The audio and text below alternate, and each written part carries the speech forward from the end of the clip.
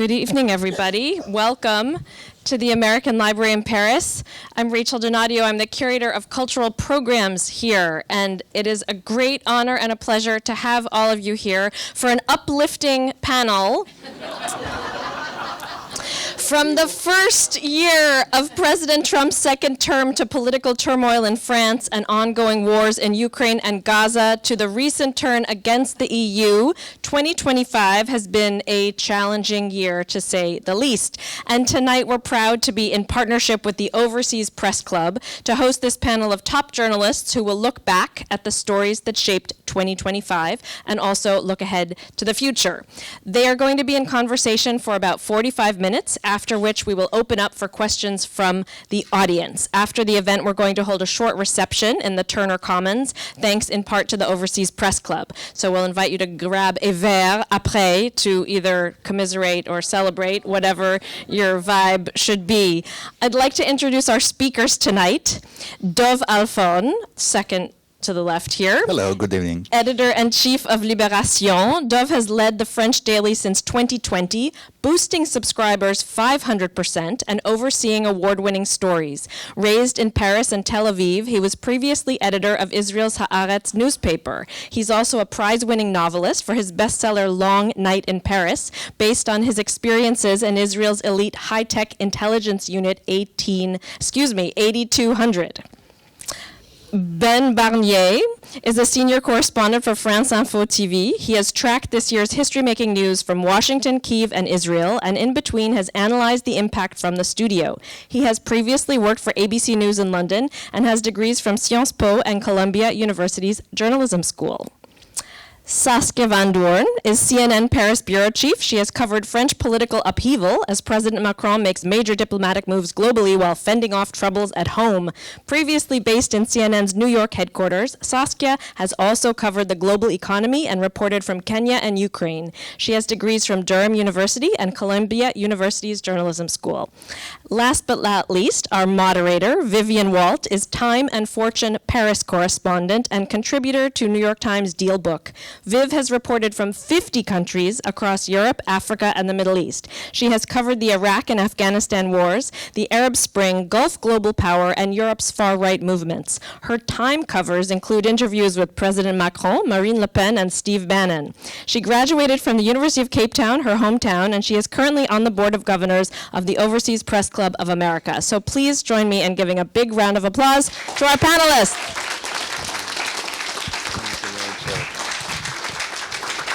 Thanks all for coming out on this cold winter's night. Actually, not that cold, but we'll discuss climate change later.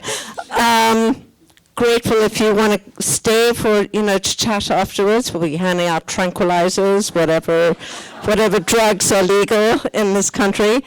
Now, it's been about a year since we actually were here. Ben was on the stage with us to talk about the year that was in 2024 and the year that was going to be in 2025. I don't think any of us quite imagined what we were in for.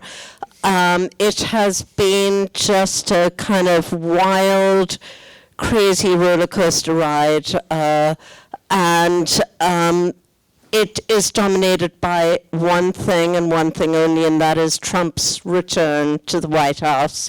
Whether we're talking about Gaza or Ukraine or Europe or the economy, there is really not a single part of this world that's not deeply affected. And I can't remember a year in which one thing has so fundamentally shaken the world. So I want to do a lightning round around all of you to think about something, an interview, something that's caught your eye this year, which really kind of captures it. I'm thinking back myself to a couple of interviews I've done along the way. The French foreign minister, Jean-Noël Barrot, saying to me when I interviewed him a few months ago, there is no yielding to Trump, and we cannot yield because the entire world is looking to Europe to resist. And we are like the line in the sand. So that was kind of quite striking. And also in recent months, and I'm sure that all of us have had this experience of being in off-record briefings with Elysee officials, for example, who have really displayed some genuine freak out on a level which I have not seen ever in this country of, for example, one senior official very recently saying to a group of us journalists, we are alone. So with that in mind, Dov, and then Saskia, and then Ben, tell us one thing you've seen this year which sums it up. Well, I'll go by two. The first one is an image, really, the image of a bulldozer going through the east wing of the White House, and you're in the newsroom and you're watching it on CNN, and you're saying to yourself, what the hell is going on? I mean, and then you read some kind of insiders telling, I think the Washington Post, that the president has a new ballroom, and the only problem is his own architect tells that it won't hold. I mean, the roof is going to collapse when he builds it. And in a way, I think it's an image for the entire American policy. First of all, we tear it up, we tear it down, and then we'll put on something that this something is going to collapse immediately. And so, we don't know, we'll probably change architect or we'll accuse somebody, maybe the French, you know. And it's usually what they do. And then comes this Friday, the new document that is really documenting and defining the American policy, the foreign American policy for the next years. And what this document is saying is that the real enemy is Europe, and Europe is not Western enough. So we will embrace, you know, Riyadh and Putin. These are our new partners. And you're reading it, and you're saying to yourself, oh yes, the ballroom, right, it's the same thing. Saskia, in that regard, I'm curious to know what you, picking up on what Dov said, tell us, during this year, is there a moment in which you've thought Trump could really kind of, impact in a terrible way Europe's elections, or actually are we in a bit better position than we were last year?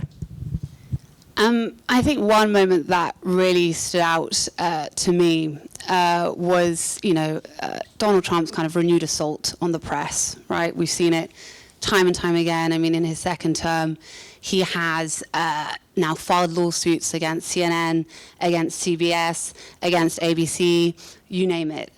And I think the goal isn't necessarily to win these lawsuits. I think it's to instill in journalists a fear of reprisal. And so next time that you're there, trying to put a question to him, you might think twice. You might think, well, how will this impact me? What will the repercussions be?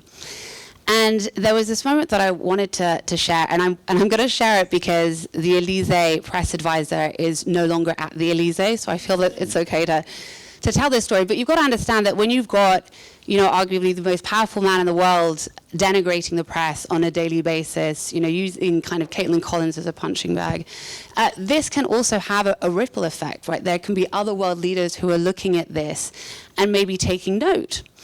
And so we were lucky enough to interview Emmanuel Macron earlier this year in February. We had an anchor come over from New York to conduct the interview. And so I was speaking to the Elysee about what we would cover. And it was just before the AI summit. And the Elysee were very keen for the interview to be entirely on the AI summit. I explained that as journalists, we have to leave some room for news of day, whatever's making the headlines, that day. And so right before the interview, and it was a pre-taped interview, which means that the interview is going to air the next day. Right before the interview, Donald Trump came out and said that, the US was thinking about turning Gaza into the Riviera of the Middle East.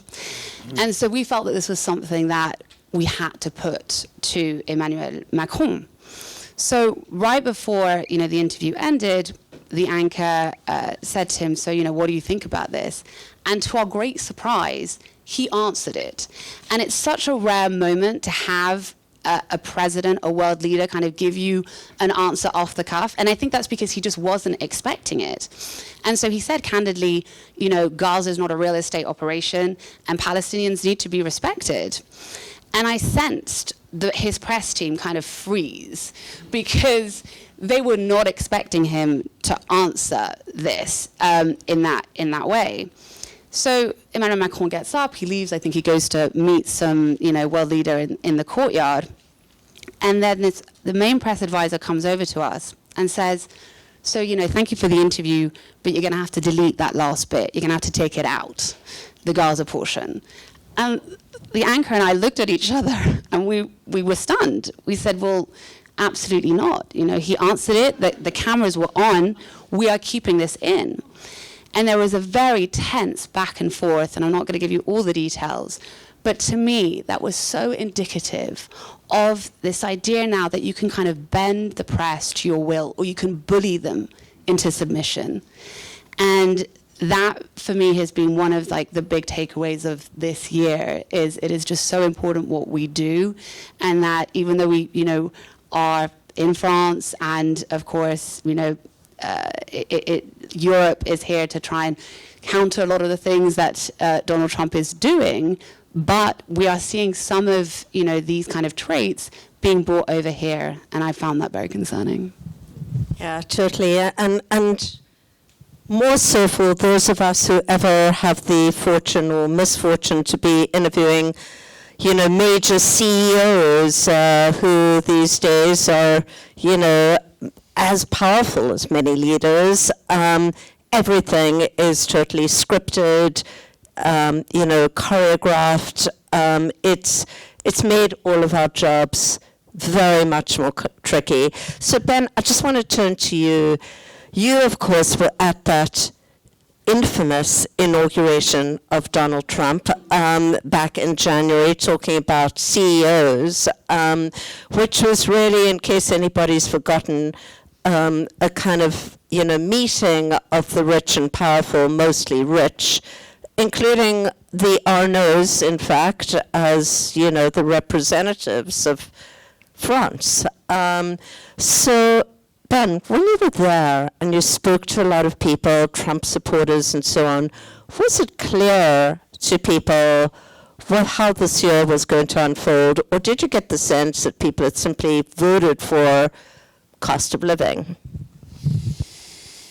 It's difficult when you spend so much time with Trump voters to get a sense of what they're in for. And one thing I have to say about the inauguration, it was not nearly as big as it was supposed to be.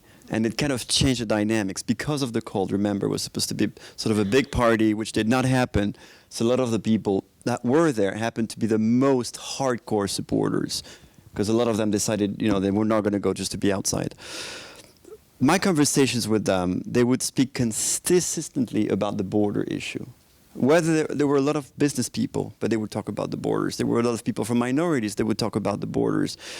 And I know we were talking about before this started, how we kind of live on different planets. The whole idea of the bloodiest war on the European continent with Ukraine, since World War II was very foreign to them.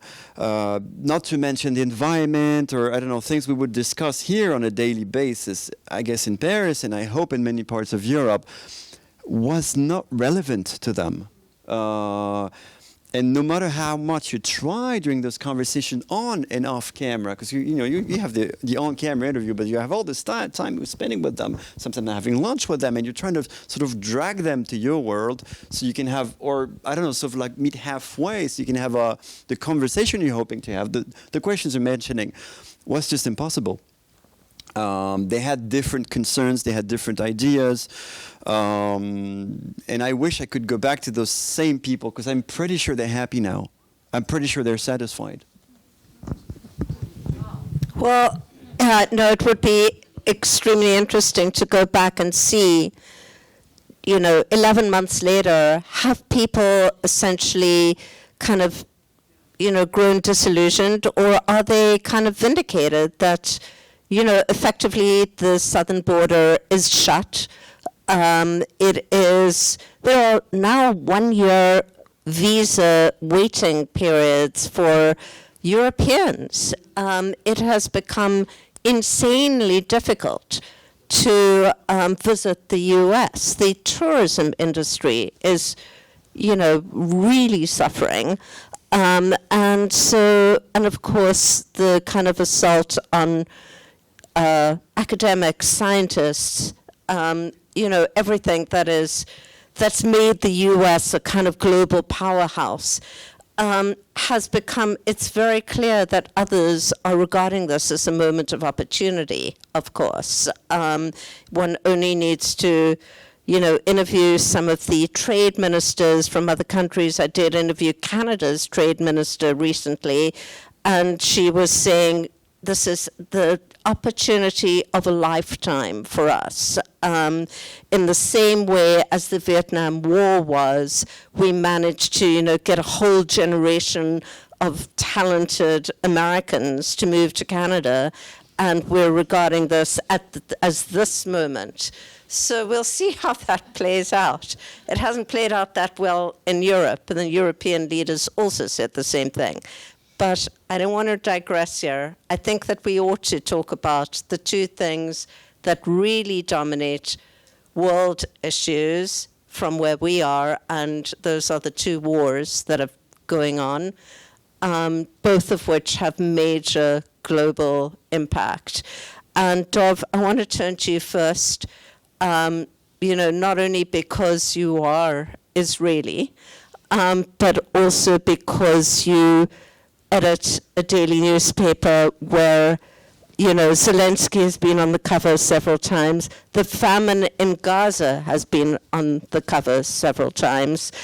How do you translate for your readers the kind of major importance of these wars going on? I think that there are really two kinds of war zones. The first one is in Gaza, right? So between 60,000 and maybe 80,000 people have died in blind bombings and extremely cruel and totally unjustified kind of war deeds that are currently being inquired and categorized as war crimes. So this is the first war zone. The second war zone are the Western capitals. So there, inside Paris and certainly in London and even in the Columbia University surrounding, there is a fear for Jewish people to walk the streets. There is a fear for Jewish people to be recognized as being the aggressor in a country that is like 8,000 kilometers away from them. And in this kind of double war is really Benjamin Netanyahu's great specialty. I mean, the guy slept through the October 7 morning. He was awakened around 10 o'clock in the morning, and then the biggest security failure of the Israeli army was already over. And so he was supposed to put on, a letter of, just saying, okay, I recognize that I'm responsible for it, and the parliament will appoint a new prime minister within 24 hours. Of course, he didn't. What he did was accuse everybody, like the army, the security services, and then the leftists. Inside Israel, there are people who love peace, and it's because of them that the Hamas terrorists arrived. And then it began to be, no, it's the Muslim in Europe. It's, it's the pro-Arab in New York that are voting for this kind of, I don't know, name it, the Arab there. And then there is the Muslim population in Paris. And of course, Macron was a Palestinian state because he has a lot of Muslim voters. And this is the kind of double talk that is running on and on in all his TV channels. There is one TV channel that is still neutral and objective and doing a kind of journalistic work, and it's the public service. And the second, only one newspaper is going on, and it's Haaretz newspaper. So somehow you are in a circle of in an echo chamber, really, when Netanyahu tells his people 24 hours a day, it's not our fault, and it's certainly not my fault. It's the fault of the Jews there. They don't know. They have to make their aliyah and coming to Israel. And being in New York and in Paris and in London, they are in fact the victims of their own deeds. It's not my fault, it's their fault. And this kind of talk, which is totally crazy, yes, is working. Why is it working? It's working because Israelis, normal Israelis, are in a cognitive dissonance that is impossible for a reasonable person to accept. You are responsible, indirectly maybe, but you are responsible for deeds that you have been, as a child, thought that have to be condemned immediately by the majority, by reasonable people, let's say, by the elites, by the press, etc. And in this kind of echo chamber running on, Netanyahu, being the very, very clever person he is, he has a very high IQ. He is very, very good politician, much better than Donald Trump, much better than all the other populists around the world. He's extremely clever, and he's going to play this for years, and it's working. Why not? Saskia, I know you're sitting in Paris, not in Washington, but this blow-up over the Gaza war and the whole issue of anti-Semitism, which happened in the summer between the newly arrived US ambassador and the French president, had tremendous ripple effects. I recently interviewed the ambassador about this, and his response was, well, you know, President Macron was just, you know, pissed off about the whole thing because I told the truth. And he can't handle the truth that France is deeply anti-Semitic and that he's doing nothing about it. Working for a network like CNN, how do you cover these issues where the whole question of anti-Semitism is so deeply divisive in the US? I think you just have to be as fair as you possibly can and speak to as many people as you possibly can. You know, sometimes we come up with stories ourselves at CNN, like we'll pitch them, and then other times we'll have colleagues in the US who will sometimes send us, you know, an article, and they'll say, hey, I saw this, I thought this was interesting, and then of course we decide whether or not it makes sense, and you know, we then decide on the framing. And one of the stories that kind of came our way was about this Nazi hunter, and how he, who is living in France, and how he now and his son are going to be voting for the far right. And so at first, you know, the question was, well... This is Klasfeld. Yeah, exactly. Yes. Klasfeld. And his son, Arnaud Klasfeld. And so... the first question we, you know, asked ourselves is, okay, does this guy have like a legitimate voice? You know, should we give him a platform? Pretty interesting history, what he's done. How do you go from being a Nazi hunter to voting for the National Rally? And so I think what we had to do in that piece is we had to kind of speak to everybody. We had to speak to the head of the Kyiv. We had to speak to someone from the National Rally.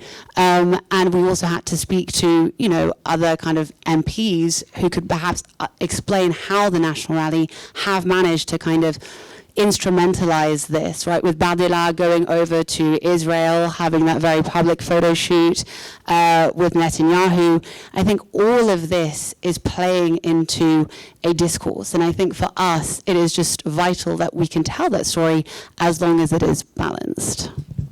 I don't want to get too far away from Ukraine. And Ben, I want to ask you, you've been there several times, you're about to go back next week. Can you just capture for us a little bit about what the kind of impact is of now having a president in the White House who's effectively walked away from Ukraine, and the level of, risk there is to the country. You were mentioning the inauguration earlier. To me, the Trump second term didn't start on inauguration day. It started in the White House when Zelensky came over. Because to me, again, the inauguration, was cold, just a few hardcore supporters, and I had spent a lot of time with them on the campaign trail. I knew exactly what I was going to see. But that thing I didn't expect. That moment, that level of aggression, that lack of basic dignity for a guy who decided, unlike other Ukrainian leaders, not to walk out, even though he was the number one target. And that lack of dignity, that level of aggressivity, showed me that, okay, this was going to be a different thing. Trump, too, was going to be very different. And I remember, you were mentioning, Saskia, how, we get the news, or whether it's at the airport or in the newsroom. But that moment, I remember the newsroom, because I was at the newsroom at France Info Télé. Everybody was like, what do we do with that? Usually, we try and sort of find a way to, make people understand, but this time it was just cut in and out. Just listen to this. I remember we decided to keep a large chunk, not just short sound bites, a large chunk of that moment and say, okay, we're going to discuss this, we're going to put it into context, but before anything, just watch this. Watch those 4 minutes. And I have to say, because I'm going to Ukraine, but I also analyze that war from the studio, I've been enjoying that sort of relationship between Trump and Zelensky, because that moment was very shocking for me. I was thinking about all those normal Ukrainians who fight for their lives, not just the soldiers, the grandmothers, the little kids in the Donbass eastern area. And then there was that, again, talking about pictures, that moment at the Vatican, and you have Trump and Zelensky on 2 chairs and sort of a confession moment. And then what I really enjoyed was when he came back to the White House, and you were mentioning the journalists, and now it's true that the journalistic scene has changed in Washington, and they all sort of answered to Trump, and you had this guy say, oh, you've changed your suit. And I don't know if you remember Zelensky's answer. You haven't. I did, but you haven't. And I was like, that's going to be fun, That's going to be a lot of fun. And no matter how tragic it is, and it is extremely tragic, I'm fully aware of it. I'm going back there next week, and it's just blood and bombs and drones. It's kind of reassuring in a way that you have Zelensky in Ukraine. Doesn't make him perfect. We have the corruption issue. I don't know if we're going to mention it. It's huge, but in terms of level of smartness, of being able to play chess with Trump, we have someone there who can do that. I think that looking forward, and if we can just look forward to the next year, as hard as that is to do at this point, it seems like one of the big questions for Europe is if they can truly hold out. If the senior Elysee official is saying to us, we are alone, what does that actually entail? That entails an enormous adjustment for European governments, especially in France and in Germany, the 2 biggest economies. And can they pull it off, is the question. Now, on paper, of course they can. The European Union's, GDP is about the size of China's. It's not a small place. It's 450 million people. But the political will is extremely difficult. And the big question for me going forward in the next year, and I'm curious to hear what each of you think, is does Trump and this past year's chaos and upheaval, is that a good thing for his allies in Europe, or is it a bad thing? Do they look at what's going on in Washington and think, forget it, we don't want to go down this road? Or do they look at it and think, you know, this is inspiring and we can also get power like this? Dov, what do you think? Well, the first thing that comes to mind is I think Europe has to stop, European leaders have to stop putting up and believing in unpopular populism. Macron is doing reasonable things, and reasonable things is saying you cannot really work so little hours a week. I'm sorry, you cannot. It was a mistake.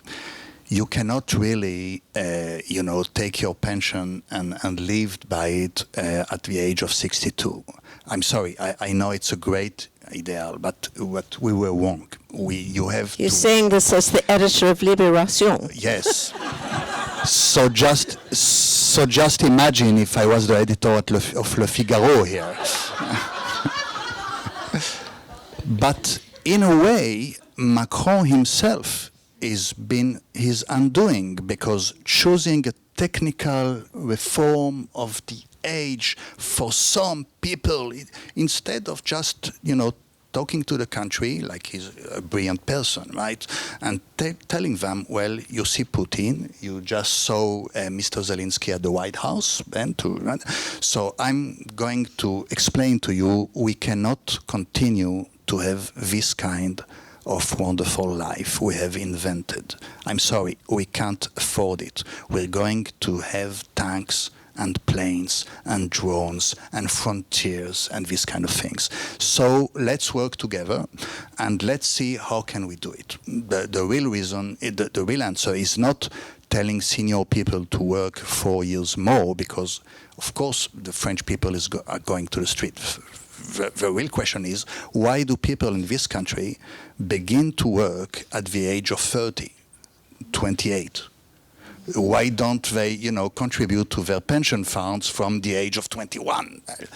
Why? Why do you concentrate at the end of their working life instead of showing them that they could have a pension fund and work a reasonable number of years if they began much earlier?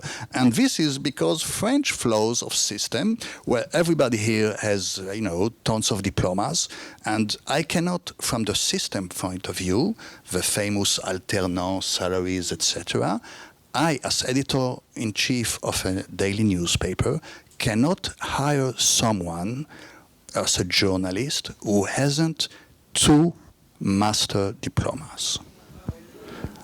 If I do that, I have to pay him like he's a senior journalist, because the state will not take on his social security system and his pension fund. I have to finance the entire thing. The system is telling me, you have to take on inside your workforce and on your payroll only people from age of 28, let's say. And this is totally crazy. So there are reformers to make, but Macron chose the unpopular one to put on, and he didn't tell the truth to his people. I think that now, and this is really, Saskia, your domain because you're talking to the president meant, while Libération is not his cup of tea, but I think that now he begins to understand that. And we are going to see some changes in the nature of Macron's speeches and, of course, the entire European leaders. Yes, but I think it's too little too late, and I think one of the things that I've been focusing on Macron so much this year because, he believes really, truly that he's like the last bastion of kind of European ambition, right? And he's the Trump whisperer. Has he swayed Trump on many things? Not entirely sure. And I think that the big issue is that he has been so bogged down in political turmoil. That revolving door of prime ministers that we've seen. One day he's resigning, the next he's being reappointed. His approval rating has never been lower. All these protests. And so I've been wanting to know, why do the French people hate Macron so much? Because I would call it hatred at this point. And so, I went to this anti-Macron protest in September, and I met this woman called Elodie, and she's a kindergarten teacher. And I said, why do you despise the guy so much? Tell me, I want to know. And she said, well, The straw that broke the camel's back for me was last year, when you remember the left-wing alliance essentially came up on top during the after the snap election. And she said, I don't get it. Why didn't Macron name a left-wing prime minister? Even if that prime minister wouldn't have lasted long, it would have gone such a long way. Instead, we feel like democracy was trampled, that our vote counted for nothing. So it's like we're not being heard. So that's what I heard on the left. Then I was, with these National Rally voters not that long ago, and they were telling me, and this is something we've heard many times about Macron, that he's just totally disconnected. That he's not one of them. And I'm always struck by, when you speak to National Rally voters, they always talk about Jordan when referring to Jordan Bardella, Marine when referring to Marine Le Pen. But Emmanuel Macron will always be President Macron. He prides himself on being above the fray, Jupiterian, he always says in his style of leadership. But I think that has kind of now landed him in this mess where he is not someone with the common touch, and he is not one of them, obviously. And I think that, he can try and distance himself from domestic politics as much as he wants to, but people, I think, feel that he has lost the electorate. So how can you have any credibility on the international stage when you don't have your people back at home supporting you? I think that's a major issue. And I think that obviously the National Rally, the far-right party, as those on Zoom might not know, has really taken advantage of this. And I was just a few weeks ago at Jordan Bardella's book launch, which was held at the Théâtre Marigny, 1,000-seat theater in the middle of Paris. There was not a spare seat in the entire house. There were lines around the block. He got up and really didn't have anything to say for himself, which is kind of shocking. And we'll see, if he can really sustain this kind of popularity through a real presidential campaign. We've got 18 months to go. But Ben, I want to ask you the question that I asked before. Is Trump a positive or a negative for populists like Jordan Bardella? Is it good for him to kind of, at this point, cut his distance completely? Seems like Marine Le Pen has. She used to be Trump's big buddy, and now she doesn't want to be seen within 1,000 miles of him. What do you think? Well, I would say about Marine, she if you remember, she waited for Trump at the Trump Tower, at the ice cream parlor. I was there not so long ago, and we took the Le Pen picture, as in, "Are you coming now?" And he did not go down to meet her. So he, at that time at least, and I think still now, doesn't see her as anyone official. So I don't know what she can gain from him, but he was not really interested in her at the time. I also remember that right after Trump's re-election, Bardella was very quick to post a video, which I think was sort of hastily done, and the message was not really that new or relevant, but he was really quick to sort of jump on and say, hey, we're part of this big movement now. And, they liked it in the US. They're going to have fun. It's going to be, the best 4 years ever in America's history. We could do the same in France. It's that simple. And I think, I hear what you say, and I've not met Barnier as you have, about him not being that, smart or well-read, and I don't think, he holds that many degrees, which is, péché capital, we could say in French. It's a capital sin. Might be in his favor. No matter how old you are, we'll still, say you went to Sciences Po, or you didn't, or you failed in English at ENA. That stays with you for your entire life. And that guy's so young, that's many, many years. But he has that sense of I'm just jumping on the opportunity, and I'm. And we're going to try and do the same. So I think that for him, it's still a source of inspiration. If I may say one thing about the whole Bardella versus Le Pen thing, which I think is important. Two things.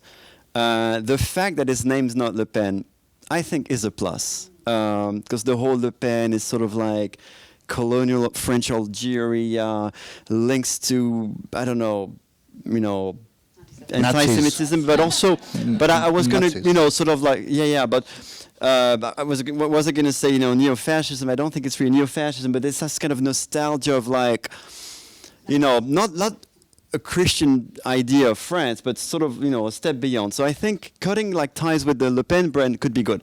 On the other hand, if you have a bit of memory, you might remember Maigret. You might remember, what's his name again? Philippe, the other guy, whom they destroyed 10 years ago. Brilliant guy, who was like Marine Le Pen's right arm. Anyway, Alliot, thank you very much.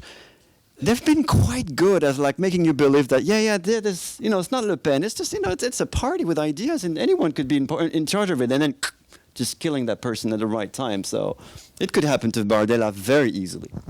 Well, I mean, another thing to look forward to for next year, 2026, the presidential campaign in this country will be in full swing by the time we are next having our Christmas, PTSD therapy session. So I think at this point, I'm not sure if there are questions, but I imagine there are, and I can see that we are at the question time.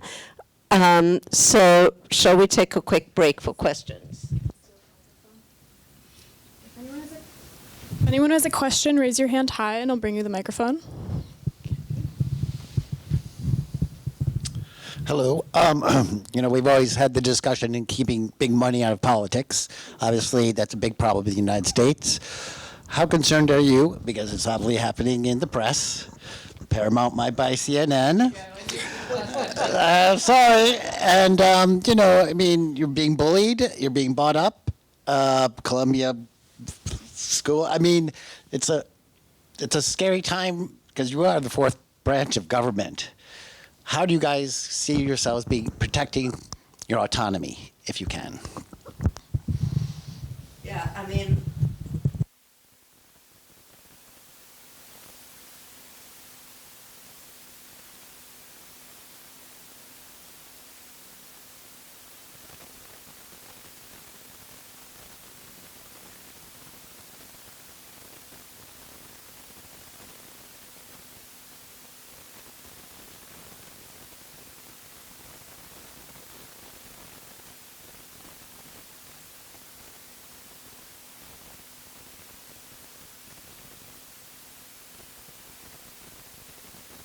What's the mood like inside CNN right now?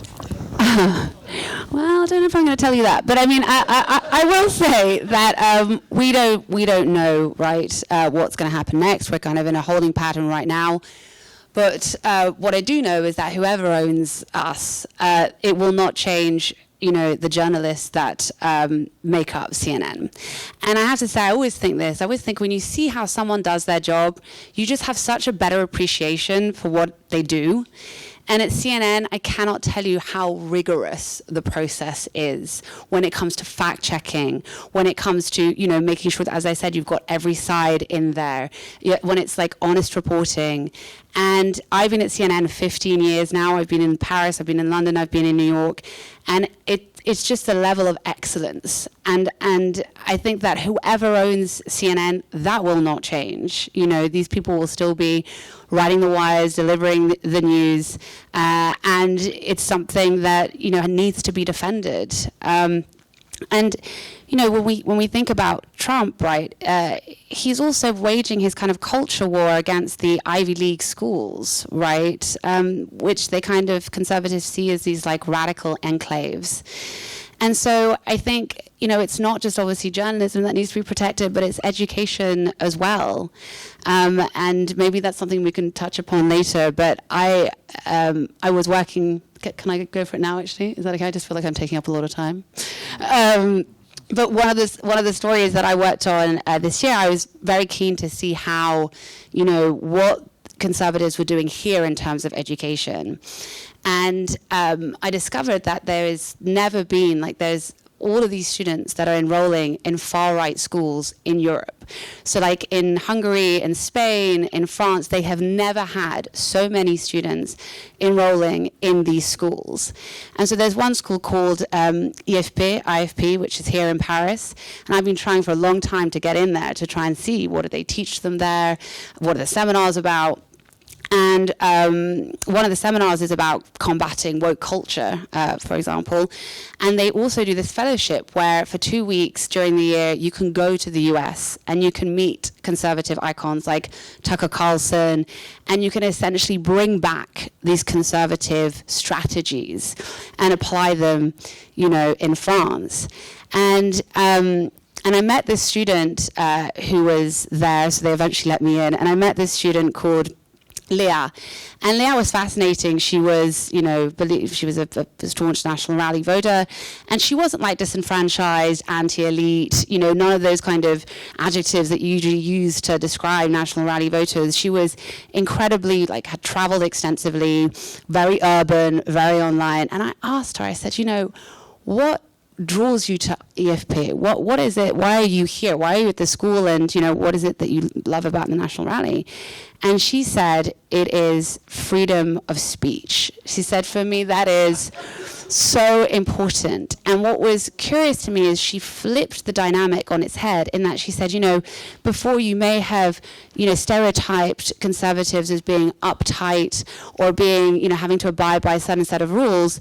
And she was like, but actually we as young people feel that this is now the fun party. This is the place that you can be free and that you don't have, you know, an acceptable way of thinking. And anyway, I mean, I realize that that's kind of a segue from your question, but I just found that fascinating. And frightening. Questions? Just wait for the microphone so our friends on Zoom can hear you. On freedom of speech and the way in which it can be converted.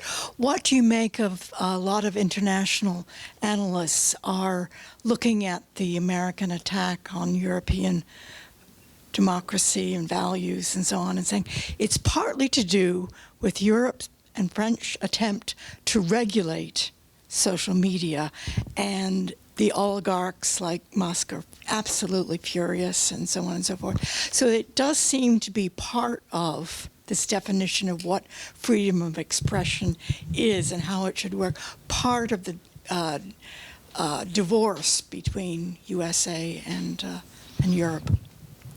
Is there another question maybe we can take?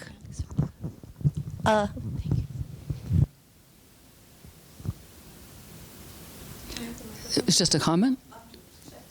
You were just making a comment, ma'am? Did you want an answer?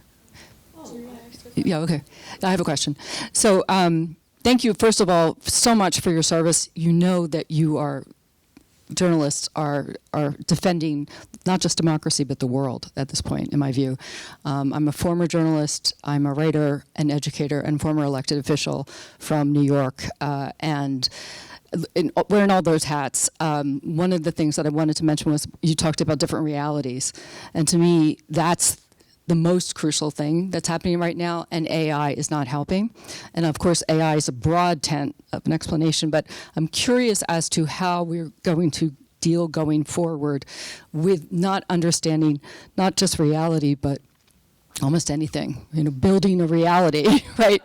Looking at when you know, your word processor can't even count pages anymore.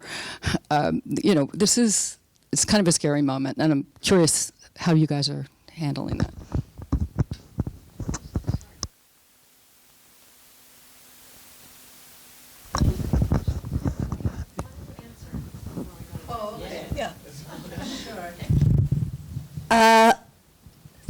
On the AI world was somewhat of the related question, AI and tech, and I think, I don't know who on this platform wants to go back to this. I think we really do have to take into account what kind of White House this is.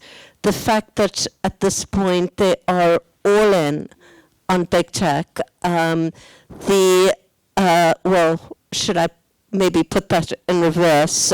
Big tech is all in on this White House and have been from the moment Trump was elected. And I don't think that that's going to reverse very easily, even once he's gone.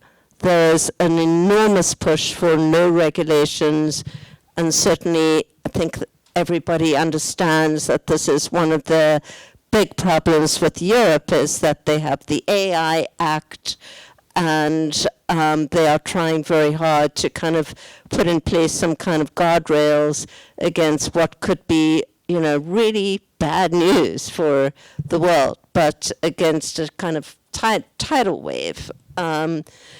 Anyone want to add to that?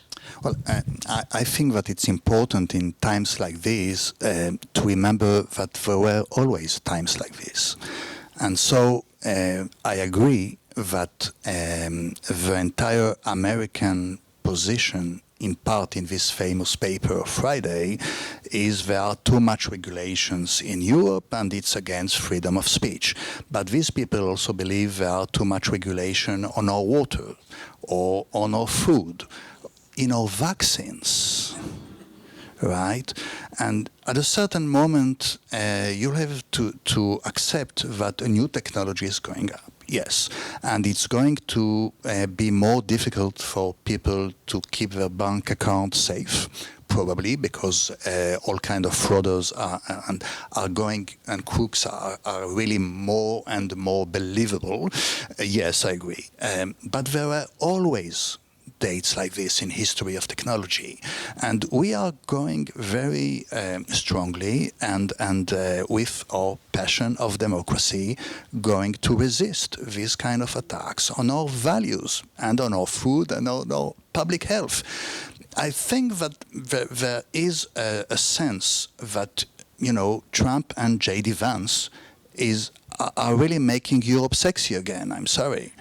But like the guys are talking about Europe non-stop, like we were an irrelevant continent, right? Very high quality of life, and you go there on vacation and see the Eiffel Tower, but you're not going to invest or do business. Or suddenly their model of life, their regulation, Brussels, like we are working, we are not, but they claim we are. So I'm really, I totally understand your concern, and I'm concerned too. But I'm incredibly optimistic about that.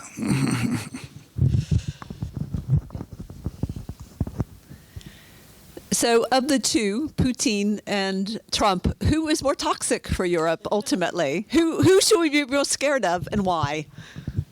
I think, Ben, I'm going to throw this one to you, given that you've been in Ukraine a bunch and you've also been in Russia. It's your friends, Saskia and me, we don't know those guys. What I tried to understand is there any kind of mutual fascination between the two? And I have to be honest with you, it changes so often with Trump that my opinion on that topic, which is very close to my heart, has changed. I'm at a point right now, and I think sort of the Alaska moment was a big moment for me in that regard, where I think, I'm almost convinced that Putin has no respect whatsoever for Trump. At some point I was wavering, but at that moment I saw Putin coming with a wish list and Trump with a wish list that were radically different. And as if Putin was saying, oh, all you're really interested in is money? Is that it? Money's easy. You want money, have tons of money. I'm more into, and I'm not saying I agree with his point of view, but I'm more into the history, rebuilding something that's still buried in Russian hearts, a grandeur of a Russian-speaking area. However you market it, whether it's USSR or Catherine II, and I think at this stage that it's going to be so easy to use them. It turns out that could be wrong just tonight, That's why I'm still being very cautious. But what I would say, to try and answer your question directly, in my opinion, Putin has sort of like, first and foremost, Putin doesn't have to fear elections, right? He's going to be here at least until 2036, if I'm correct. So he has time, has plenty of time, and even if he's still alive and after 2036, he's not that old, you know. He could change the law and stay, so he has a lot of time, and that's a great, great plus, as opposed to Trump, who has the midterms coming over, and it's going to be difficult, no matter how you look at it, because he might be talking about a third term, but, you know, reality is he has, you know, a little over an eternity, which is like, you know, 2.5 years, which is, you know, a really, really long time, but it's just 2.5 years, so it's not that much, or 3 years, okay. But still, so I would say that, you know, Putin is more toxic. Also, even though we might have gotten used to it, we should never. The war in Ukraine is really, really bloody. It's real blood. It's real people. It's real buildings. It's real houses. And I'm not saying that Trump is not violent. I'm not saying that Trump's not dangerous. But again, we're on a different level. We're on tariffs. We're on stupid words, and those words have consequences for sure. But Trump is already on another level, and he's been there now for many years. So I would say, Putin's more toxic.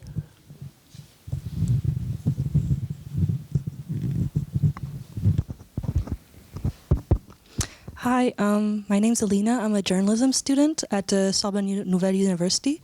I wanted to go back to what Ms. Van Doorn was talking about at the beginning of the talk. Can you talk up a little bit? Sorry. About how Macron was maybe inspired by Trump to maybe bend the press a bit more.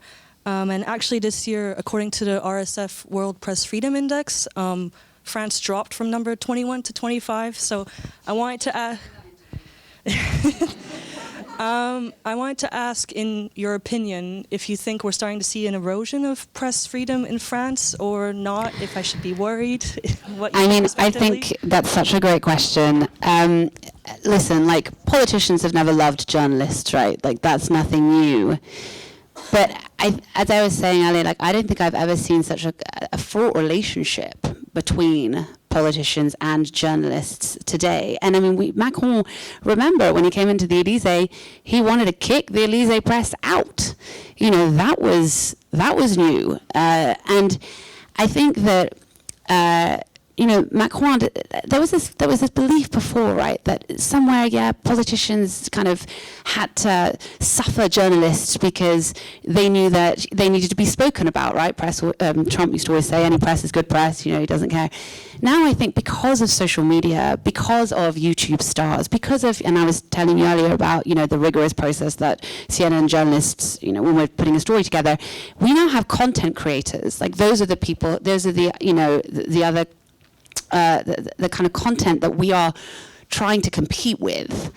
And that is so hard, because when you've got a YouTuber questioning, Emmanuel Macron, he may not have the same experience as a fully fledged, journalist has. And so I think that there's this feeling now, from certain world leaders that they don't need the press as much because they can pick and choose who they speak to, and it still looks like they're communicating, but actually they're just, putting things out on their social media, on their Twitter, speaking to the people that they want to speak to. So yeah, I do think there is this kind of, slow erosion of the press, but we just did a study recently, and I'm happy to report that it seems like we have an audience now that is talking about how they want trusted networks, they want trusted news. You were talking about AI. I think the rise of AI, people don't know what's real anymore. Like, it was this photo I remember with Ukraine. One of our big problems is we would have a video come out of Ukraine of what looked like a battle scene. And for example, this is the kind of stuff that, we are trained in OSINT. And so we would have these, units looking at these videos, and they would say, yes, we can geolocate it. We know it's like Kyiv. This looks like it's in Ukraine. But wait, the sound is something that someone else has overlaid on it. And it's that. It's like, that's why we need journalists. That's why we need newsrooms. That's why we need journalists who've been doing, this kind of journalism for a long time, because we've learned from our mistakes. We are trying to kind of keep up with AI, and the slow erosion is troubling, is worrying. If I may add, just three situations on that. One of them, having been on the campaign trail a lot with on the Trump side, I've had the experience many times of people saying, "Oh, this is going to be live. I'm going to be able to talk to people." And I was like, "Yeah, it's a news 24/7 station," and people are like, "Oh, I never get that." And it sort of struck me as in. And I'm saying that it was kind of flattering for a station, because I really appreciated having a voice, but I think we have to keep that in mind as journalists, that we need to talk to politicians and political leaders, but also really give people a voice. Where I think they reminded me of that personally. That's one thing. Second thing, the one topic where I get most attacks is the Russia-Ukraine thing, whether it's from the studio or from the field. I remember when the Odessa Cathedral was blown up, I posted a few pictures and I got attacked so quickly and in French on very technical terms, like, "You don't know about that bomb. It's not a Russian bomb, it's Ukrainian." And I'm like, okay, it's like 6 a.m. I'm like, almost got killed myself at the hotel. So I'm just like, maybe that guy is right. I don't know the name of the bomb or, what kind of, shrapnel that is. And then I understood that they hated the fact that I was there to take a picture, and I was not some, Ukrainian dude. I was a French guy who could post pictures in French, in English, and they really hated that. And I see that in the studio very often. Those people are paid by Russian interests, Kremlin. I know them because I'm starting to know them, and they're very aggressive. They're really quick, and they post things in French. Third thing, I got that interaction in Paris quite often, where people do not have the minimum understanding of what a media is. They would tell me, "Oh yeah, you work for such and such," but actually I watched it yesterday, and there was a story I didn't like, and it was like, that's exactly what we're here for, Otherwise, it's just like a feed where you only have posts from your friends and the food you like and the shoes you like.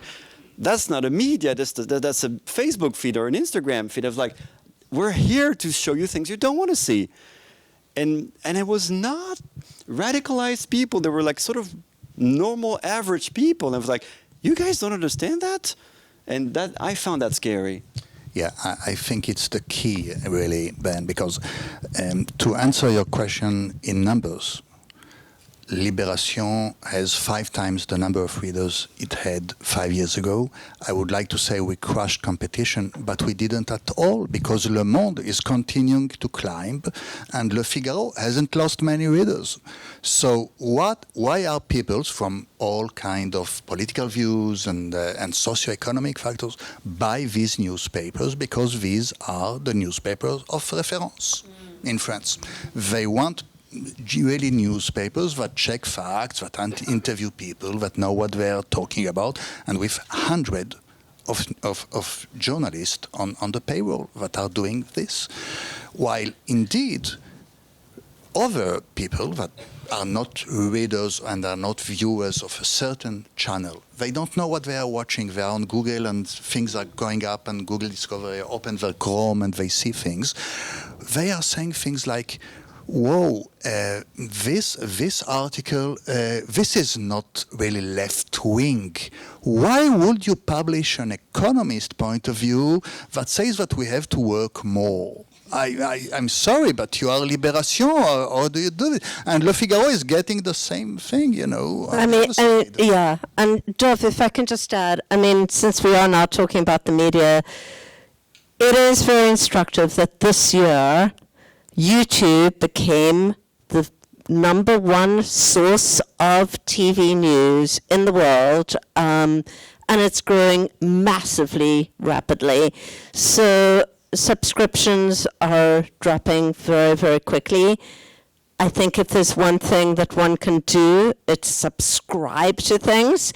I, not that long ago, had the experience of talking to a group of visiting journalism students from the US, and they had been in Paris a week, and I said, how many of you have read the newspaper? Not one. How many of you have walked past a newsstand and bought the newspaper? Not one. So we're killing the media. I'm sorry to be so preachy, but you got to buy the newspapers. You got to persuade your kids to buy the newspapers and read the papers, because we're in terrible trouble if otherwise, and we haven't figured out the solution to this puzzle yet. On that happy note, can we have a big round of applause for our speakers? Thank you.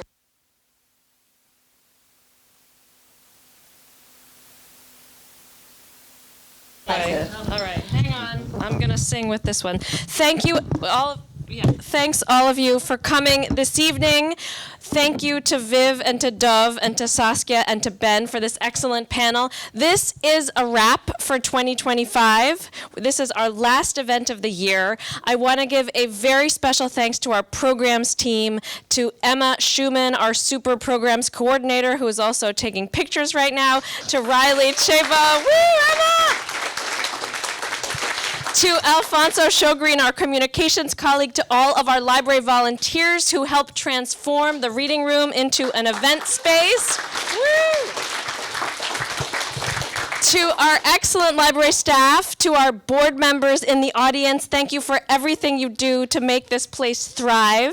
Thank you to the audience. We hosted more than 24 events this year. We have hosted novelists including Rachel Kushner, Claire Massoud, Jhumpa Lahiri, Aro Kwan. We had cultural fellow Myra Kalman, filmmaker Ken Burns and his family on Leonardo da Vinci, Michael Pollan on psychedelics, but not in the event that we're aware of. Meredith Whitaker, CEO of the encrypted messaging app Signal, Tim Weiner on the CIA, Sam Tannenhouse on William F. Buckley Jr. We have had emerging poets, the curators of the Bert Vey exhibit at the Orangerie. We've had panels on the Ukraine war, poverty in America, the Enlightenment, the musical memory of the Second World War, the Paris dining scene, and so much more. Come back in 2026 and join us. We start in January 7th with Katie Kitamura, Booker Prize shortlisted author, on her new novel Audition. And to explore performance, identity, and slippery truths in her novel. Tuesday, the 20th of January, we will be hosting writer Rachel Cusk and artist Megan Rooney for a multidisciplinary conversation on how work takes shape on the page and on the canvas.